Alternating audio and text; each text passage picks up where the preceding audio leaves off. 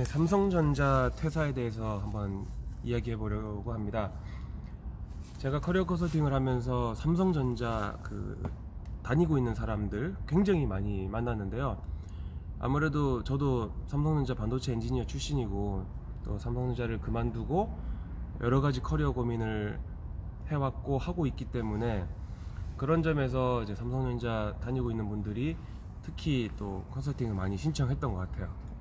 근데 결과적으로 말하면 삼성전자 다니고 있는 분들이 저를 만나고 나서 실제로 퇴사한 적이 한 번도 없다. 그러니까 퇴사한 사람이 없습니다. 한 명도 퇴사를 안 했어요.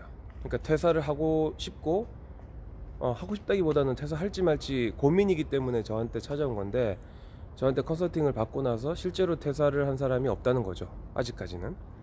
그래서 이분들이 왜 퇴사를 안 하기로 결정했는지 그 이유를 한번 4가지로 좀 압축을 해봤어요. 사람들마다 조금 디테일하게 보면은 좀 다른 사례들도 있지만 크게 봤을 때 한 4가지로 구분할 수 있겠더라고요.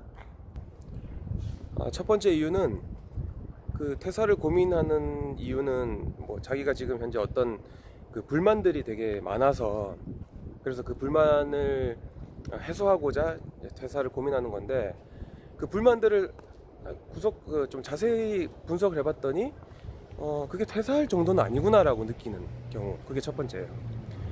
예를 들면 어떤 불만 같은 경우는, 잠깐만요. 네, 여기 지금 학교인데요.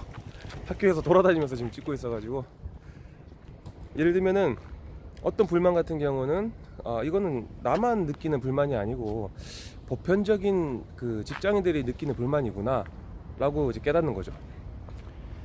아무래도 대학교를 졸업하고 그 회사밖에 안 다녔기 때문에 다른 사람들의 불만이 뭔지는 이제 잘 몰랐던 거죠. 그리고 또 어떤 불만은 내가 특히 느끼는 나만의 상황이기도 하긴 하지만, 그게 어떤 내가 생각하는 불만의 총량으로 봤을 때 그렇다고 퇴사하고 어디 이직하고 이 정도는 아니구나 라고 이제 깨닫는 거죠. 그게 첫 번째고요. 두 번째는 불안 관점에서, 본인이 어떤 단기적으로는 한 5년, 좀 길게는 10년에서 20년 뒤의 미래가 잘 안 그려지니까, 그래서 약간 불안해서 퇴사를 고민하는 분들도 많았는데, 이런 불안에 대해서 한번 검토를 해보니까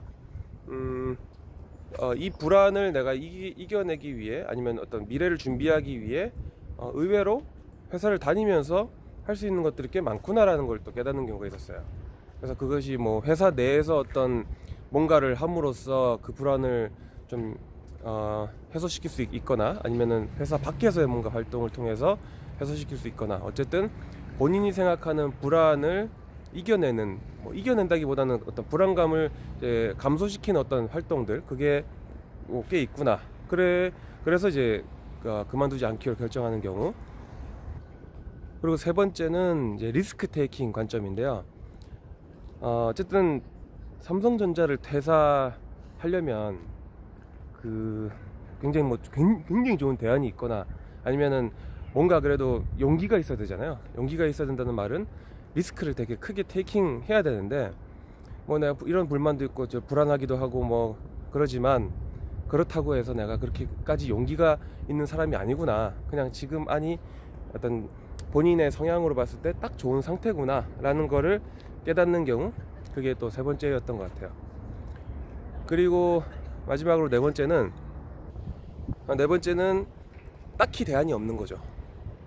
그러니까 근무한 지 꽤 오랜 시간이 지나서 지금 와서야 커리어를 바꿀 수도 있는 것도 아니고, 그리고 대안을 몇 가지로 좀 생각을 해봤는데, 어떤 대안은